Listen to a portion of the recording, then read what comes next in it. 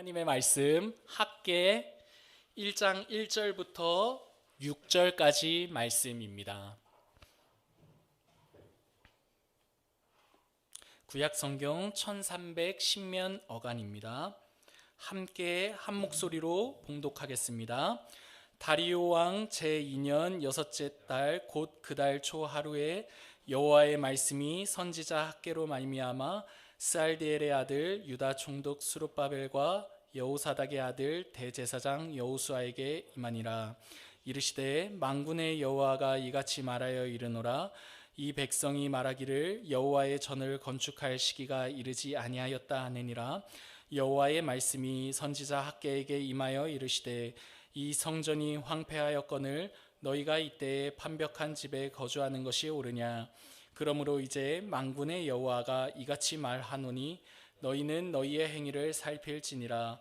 너희가 많이 뿌릴지라도 배부르지 못하며 마실지라도 흡족하지 못하며 입어도 따뜻하지 못하며 일꾼이 삭슬 받아도 그것을 구멍 뚫어진 전대에 넣음이 되느니라.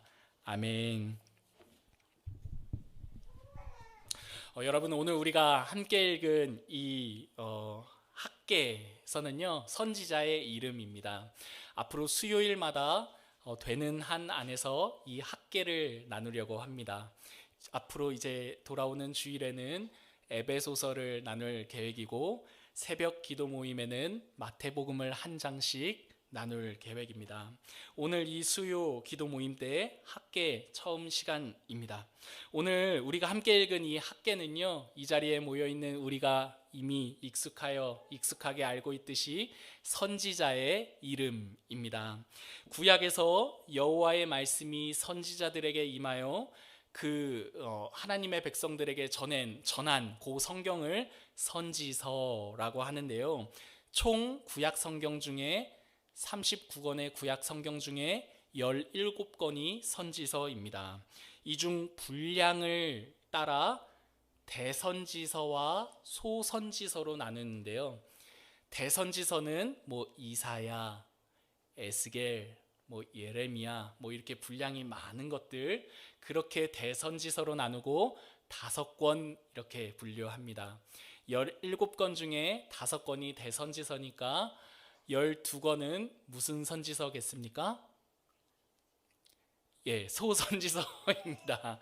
소선지서는 12권인데요. 우리가 알고 있듯이 요나서, 말라기 이렇게 짤막한 것들 소선지서로 분류되고, 오늘 우리가 함께 읽은 이 학개 역시도 소선지서로 분류되는 성경입니다. 오늘 학개서의 요 처음 한번 1절 눈으로 한번 따라 보실까요? 1절 한번 눈으로 처음 보시면요, 다리오 왕 제2년이라고 되어 있습니다. 여러분, 이 처음 시작이 배경이 등장한다는 것 알 수 있죠. 굳이 이 저자가, 이 학개 선지자가 처음을 시작하면서 다리오 왕 2년이라는 이 배경을 언급하는 이유는 오늘 이 학개서를, 오늘 이 본문을 이 다리오 왕 2년이라는 이 배경 속에서 읽어야 하기 때문입니다.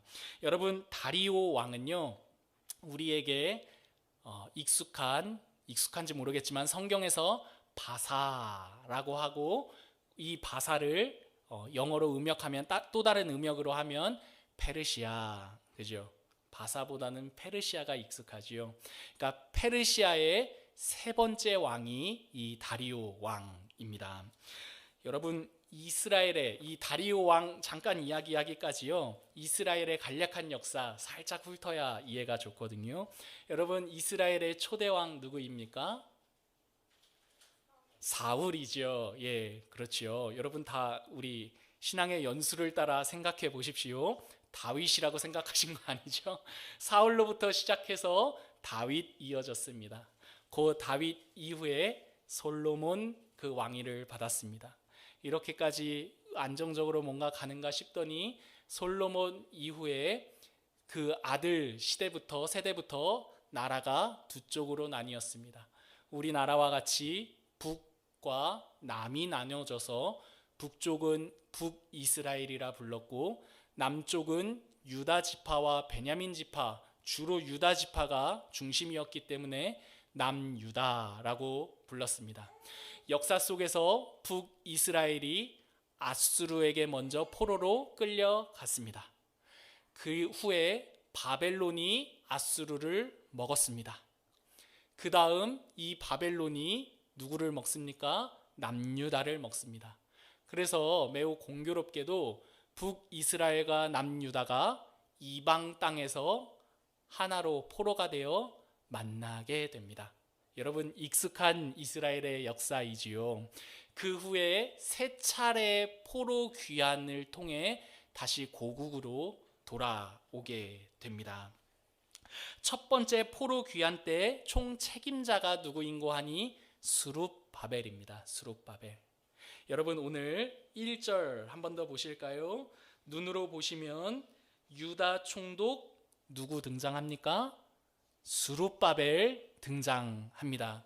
여러분 그러므로 다리오 왕 2년이요 학계 선지자가 활동했던 이 시기는요 1차 포로 귀환 이후에 일어났던 정황이라는 것 우리 알 수 있습니다.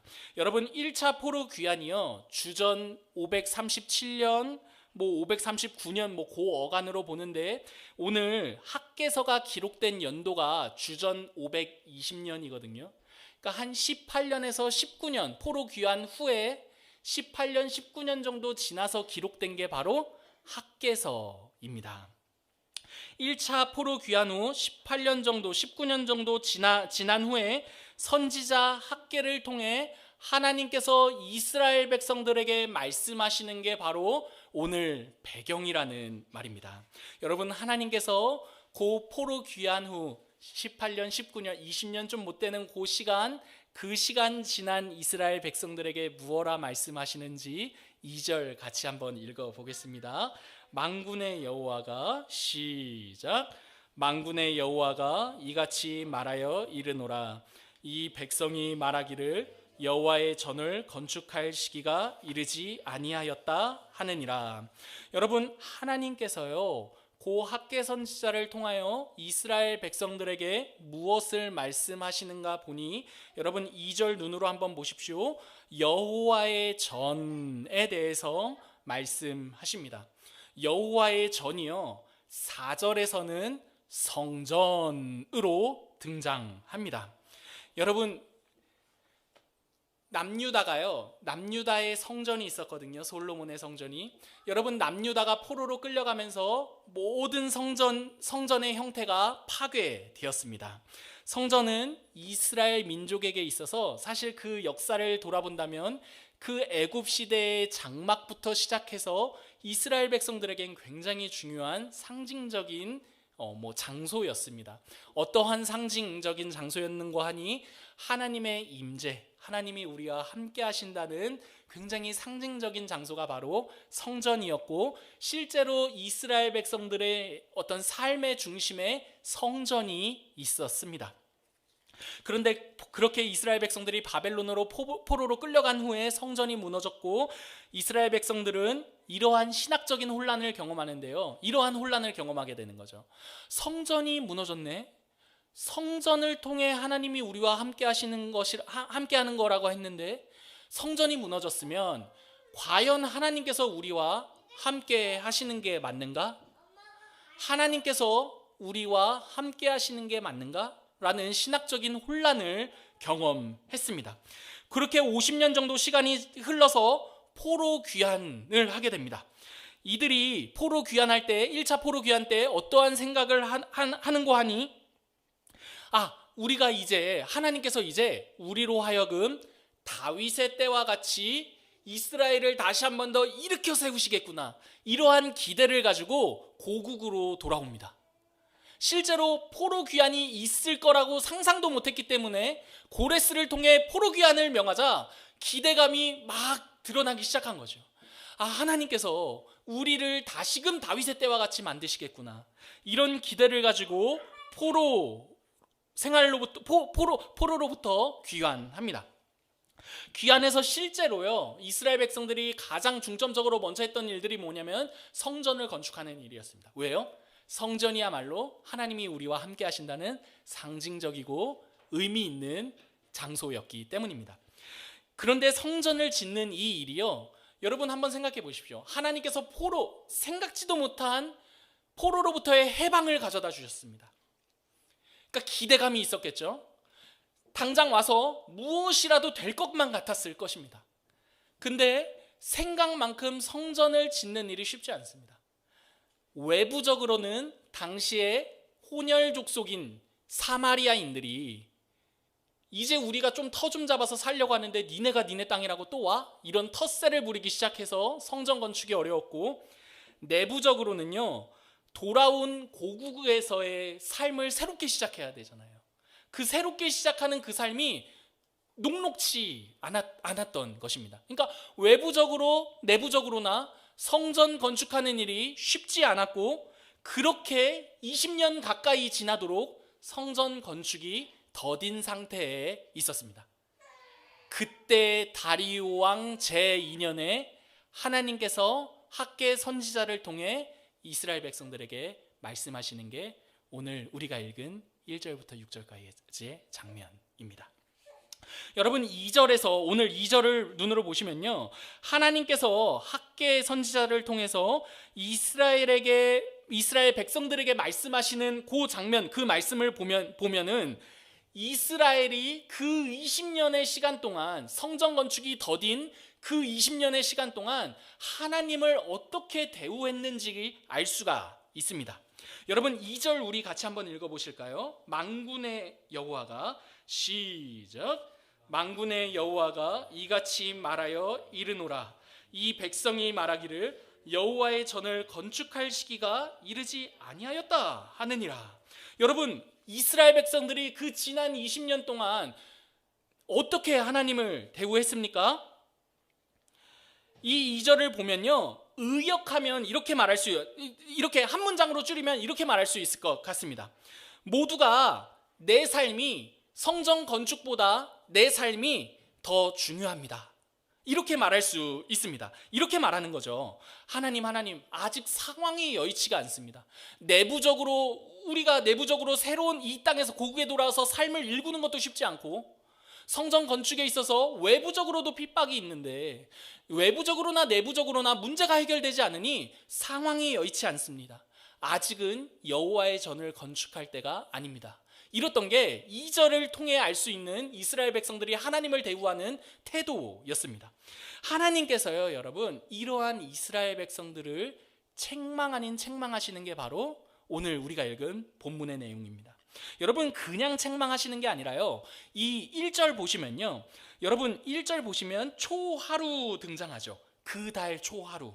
여러분, 초하루는요, 이스라엘 백성들에게 하나님께서 민수기 10장 10절에 뭐라고 말씀하셨냐면, 너희는 초하루에 모든 백성이 모여 내 앞에서, 하나님 앞에서 모든 백성이 모여 하나님의 행하신 일들을 이렇게 기념하라고, 이야기하라고, 찬양하라고 말씀하십니다. 그러니까 이 초하루는요, 그냥 초하루가 아니라 모든 백성들이 모여있는 상황입니다. 그러니까 굉장히 모든 백성들을 향해 하나님께서 하시는 말씀인 거죠.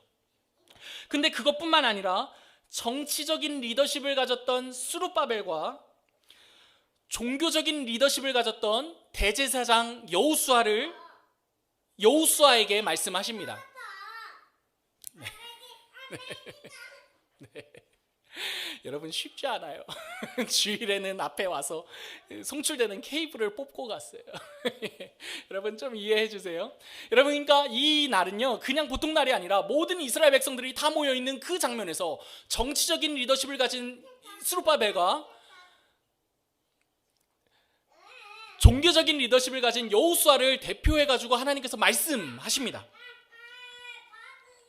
그러니까 이거는요, 굉장히 책임감 있고 무게감 있는 그 두 사람을 언급하여 말씀하신다는 것은 굉장히 무게감 있는 말이라는 것을 짐작해 알 수 있다는 말입니다. 여러분, 여기서 그치지 않습니다. 이 하나님의 말씀이요, 또다시 학개에게 임하여 이렇게 말씀하십니다. 4절 한번 읽어보실까요? 4절 같이 읽겠습니다. 시작. 이 성전이 황폐하였거늘 너희가 이때에 판벽한 집에 거주하는 것이 옳으냐. 여러분 4절 한번 쭉 보십시오. 여러분 이 4절에서 하나님의 책망입니다. 이 책망을 집중해서 한번 보시기 바랍니다. 여러분 성전이 등장하고 너희의 집이 등장합니다.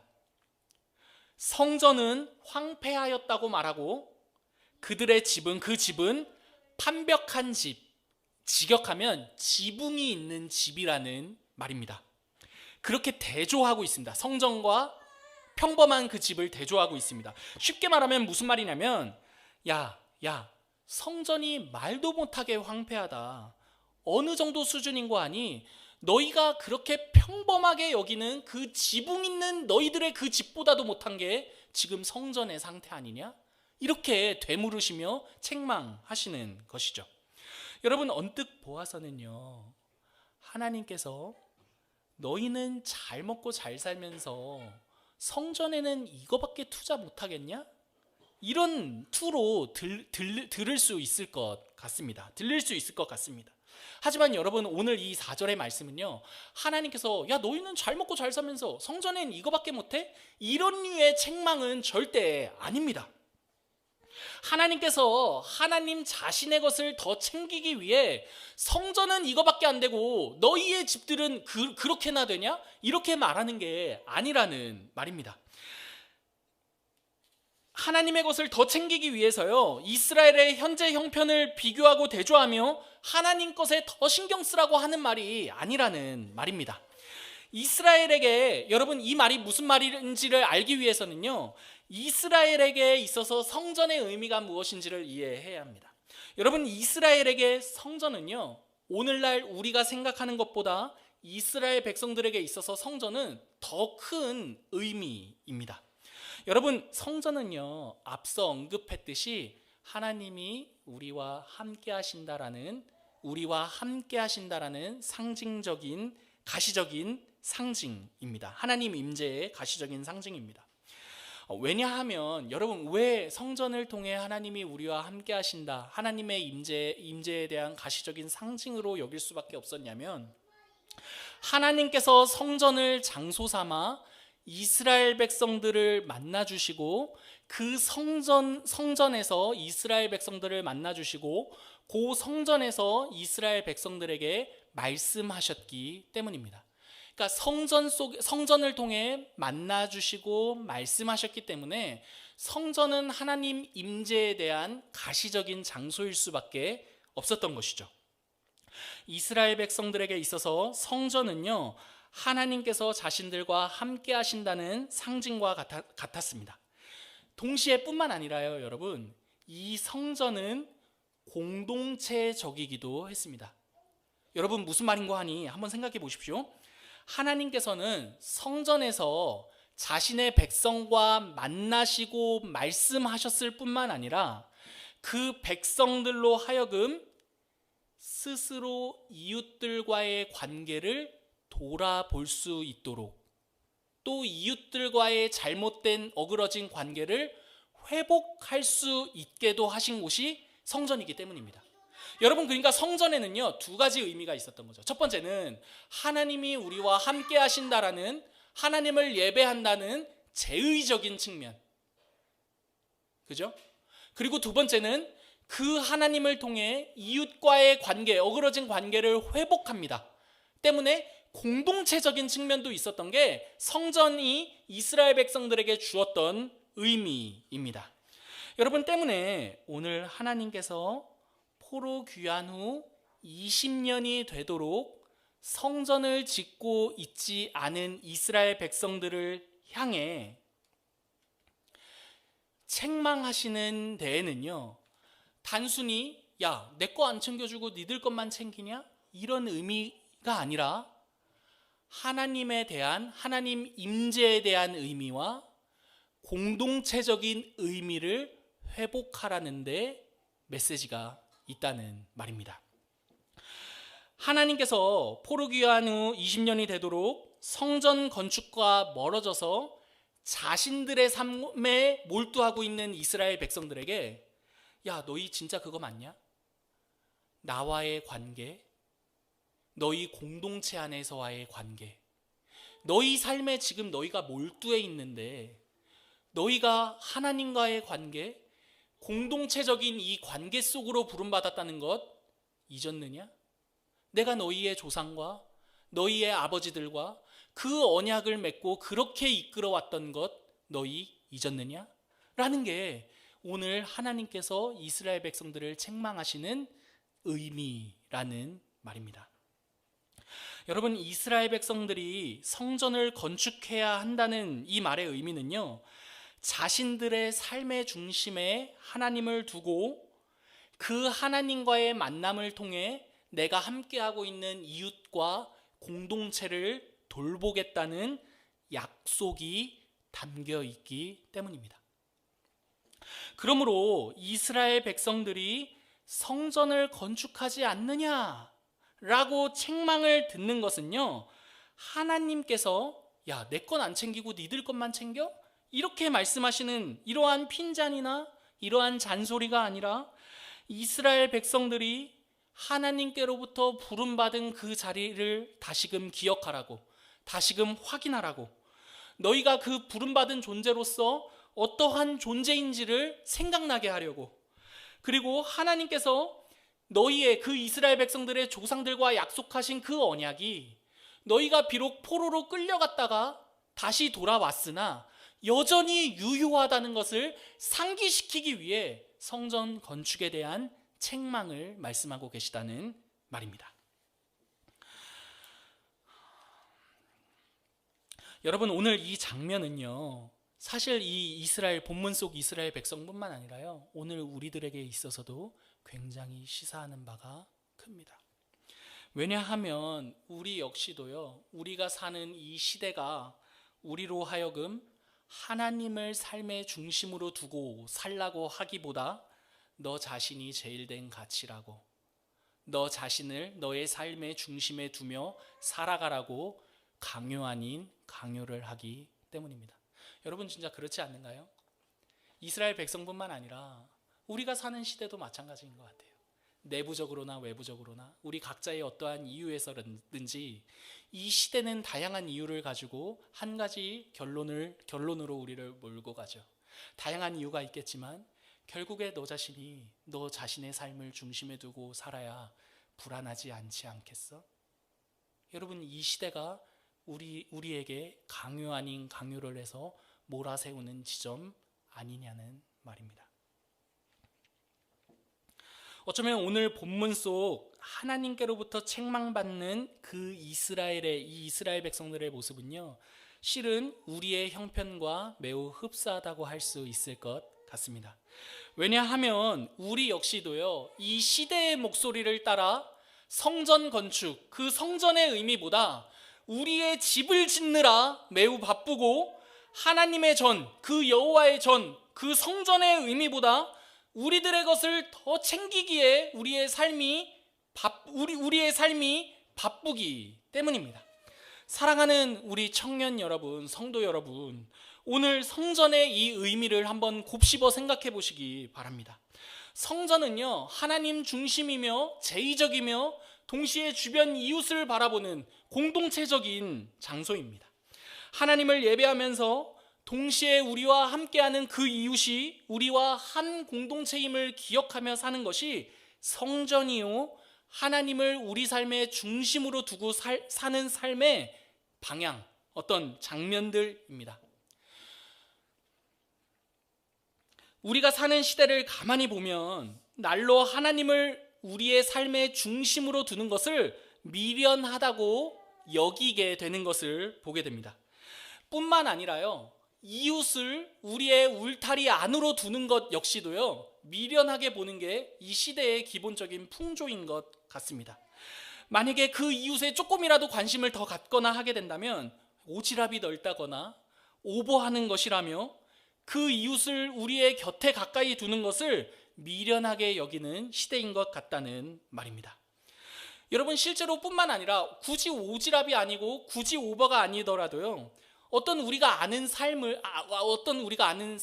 그 대상을 우리의 어떤 울타리 안으로 들인다는 것이 우리 개인적으로도 굉장히 버거운 일입니다. 그죠? 뭐든지 어떤 관계에 있어서 적당한 선이 편할 때가 있지요. 우리가 사는 이 시대는 성전이 가진 이 의미, 하나님 중심이며 그 하나님을 통해 공동체 중심, 이웃을 돌보고 함께하는 그러한 삶이 아니라 우리 개인의 삶에 더 집중하게 만든다는 말입니다. 여러분, 그런데 사실은 어떠한 의미에서는요, 이게 단순히 시대가 우리에게 만들어낸 내용은 아닐 수도 있을 것 같습니다. 왜냐하면 실은 더 엄밀히 우리 인생의 민낯을 본다면 실은 우리의 태생이 하나님 중심으로 또는 이웃을 돌보는데 우리의 생질이, 우리의 체질이 거기에 맞춰져 있지 않고 우리의 태생 자체가 실은 우리 스스로를 더 중요하게 여기는 것에 맞춰져 있기 때문입니다. 여러분, 굳이 시대가 우리를 그렇게 몰아가지 않더라도요, 우리의 기본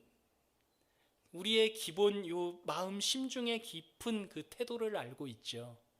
하나님 중심과 뭔가 그 이웃을 돌보는 그 삶의 태도, 그 삶의 방향성보다는 우리 깊은 내면에서 내가 하나님보다 내 인생이 더 중요해. 내가 함께하는 그 대상보다 내 자신이 더 중요해.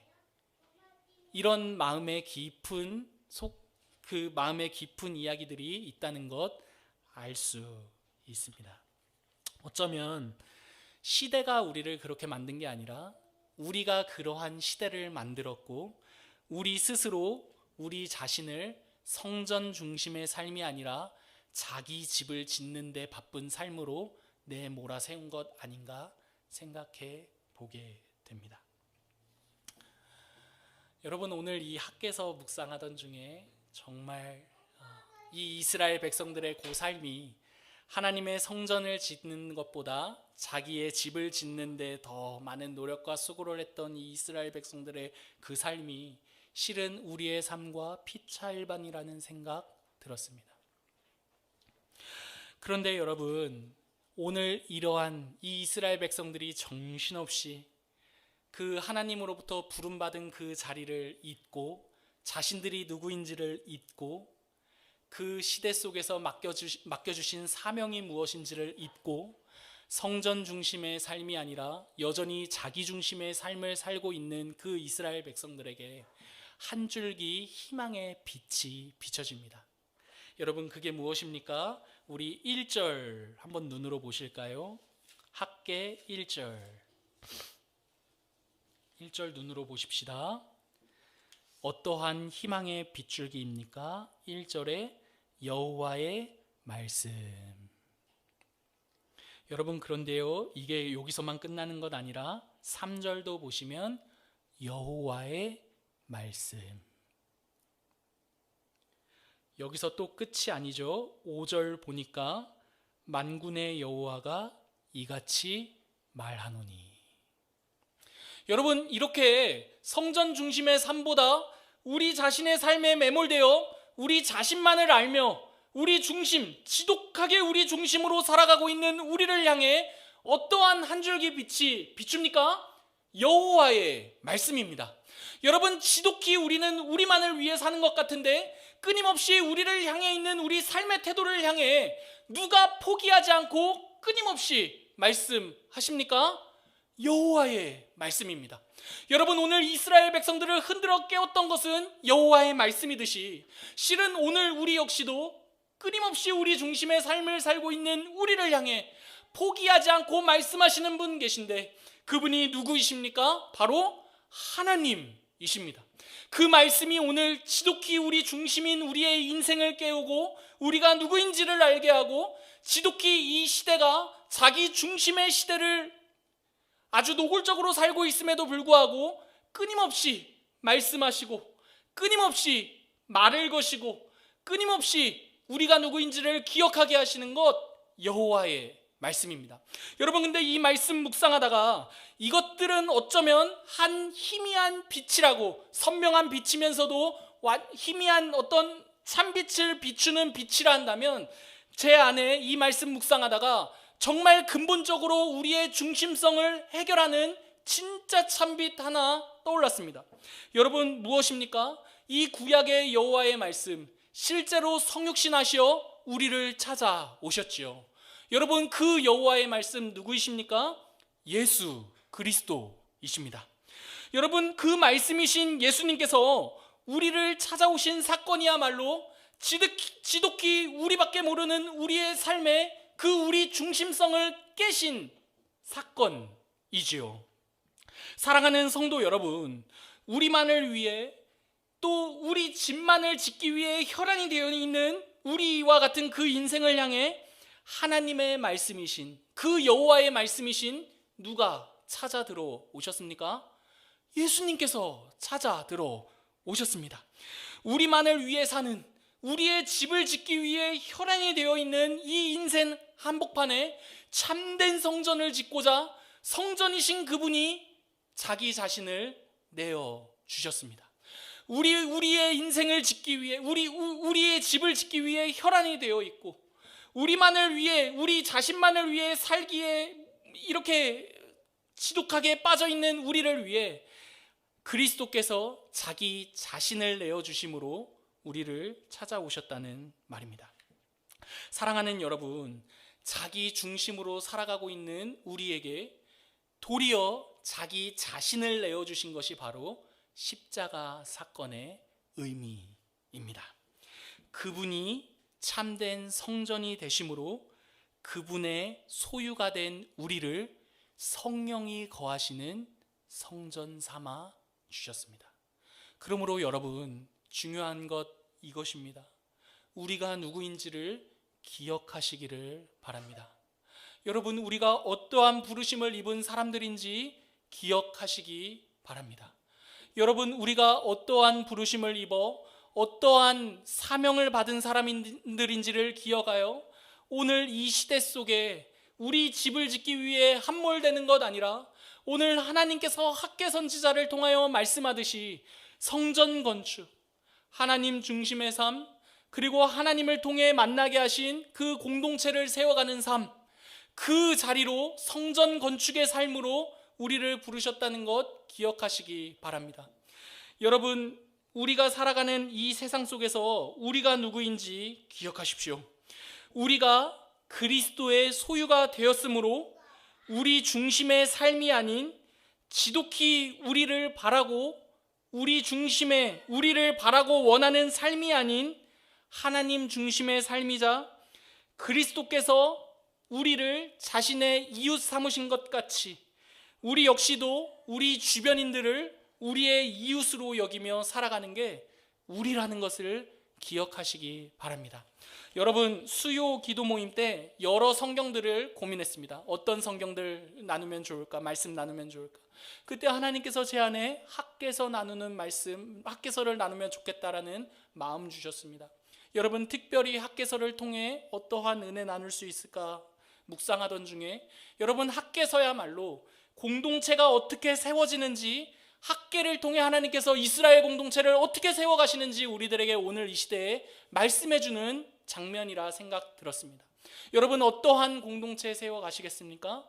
하나님 중심의 공동체, 그리고 그리스도 예수 안에서 타인과 내가 우리가 되는 공동체, 하나님께서 우리를 어떠한 사람으로 부르셨는지를 알아 그 부르심과 그 사명을 기억하며 그 길을 걷는 공동체. 사랑하는 우리 청년 여러분, 우리가 앞으로 일구게 될 가정이라든지 현재 우리가 함께 부모님과 가꾸고 있는 우리의 가정이라든지 우리의 직장이라든지 우리의 나라와 민족 또 우리 교회 공동체가 이렇게 하나님 중심의 삶, 나의 집을 짓느라 바쁜 그러한 공동체가 아니라 이렇게 하나님 중심으로 하나님과의 하나님 중심의 삶, 그리고 하나님을 통해 만난 그 만남들을 소중히 여기는 삶, 그런 성전 중심의 삶 되기를 간절히 기도합니다.